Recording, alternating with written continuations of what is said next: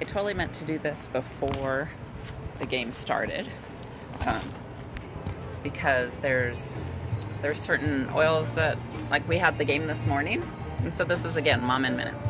We had the game this morning. It was exhausting. We did not plan to win. We are back at the field.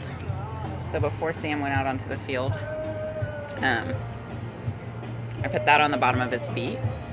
It has some nice rosemary, lemongrass, black pepper, because we needed to wake back up before hitting the field again, get some energy, because it was a really hot, draining morning.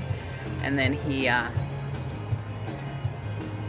out on the couch, watched Spider-Verse, chilled, and then this is my go-to right now during the game, because this is a much more challenging game. We've already had some errors. There's lots of excitement. So I know that's my go-to.